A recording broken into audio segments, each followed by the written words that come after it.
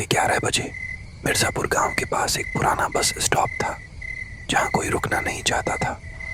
लोग कहते थे कि यहाँ आखिरी बस कभी कभी आती है, लेकिन वो किसी और दुनिया की सैर कराती है। रमेश, एक 30 साल का अकेला यात्री, अपने बेटे के इलाज के लिए शहर से गांव लौट रहा है। वह बस स्टॉप पर अकेला है, कोहरा छाया हुआ है और दूर से कुत्ते भौंक रहे हैं। एक पुरानी बस धीरे धीरे आती है जिसका नंबर प्लेट गायब है। रमेश खुद से, इतनी रात को बस शायद गलती से आ गई। ड्राइवर, गहरी आवाज, चेहरा छिपा, चढ़ जाओ, ये आखिरी बस है। बस में चढ़ता है, लेकिन उसे अजीब सा डर महसूस होता है। बस में सिर्फ 3 सवारियां हैं, एक बूढ़ी औरत, एक छोटी लड़की और एक आदमी जो सब चुप हैं। बस की खामोशी रमेश के दिल में डर पैदा कर रही थी। सवारियां बिना हायल, बिना पलक झपकाए सामने देख रही थी।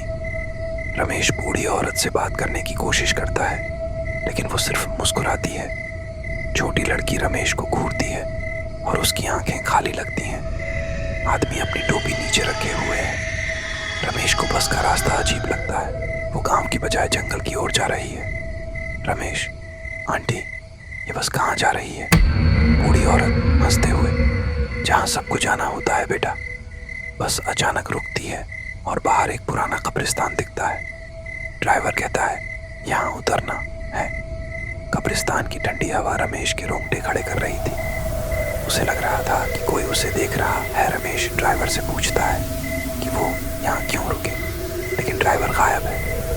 बूढ़ी औरत उसे एक कब्र की ओर इशारा करती है जिस पर रमेश का नाम लिखा है। रमेश डर जाता है और भागने की कोशिश करता है, लेकिन बस गायब हो चुकी है। रमेश, ये क्या मजाक है? मेरा नाम यहाँ क्यों? लड़की, ठंडी आवाज, क्योंकि तुम पहले ही मर चुके हो।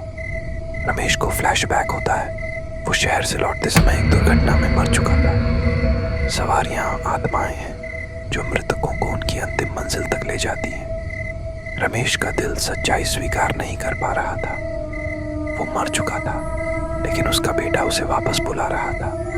बूढ़ी औरत बताती है कि यह बस मृतकों को उनकी अंतिम मंजिल तक ले जाती है, लेकिन रमेश का बेटा अभी उसे याद कर रहा है, इसलिए वो फंस गया है।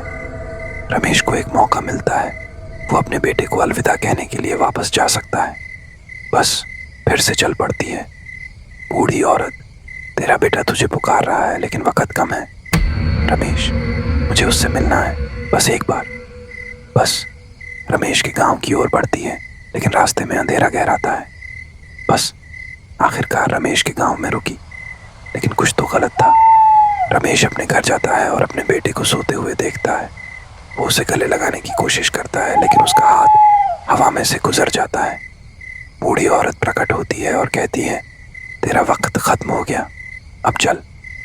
रमेश रोते हुए बस में वापस चढ़ता है। रमेश, मैं उसे छोड़ नहीं सकता।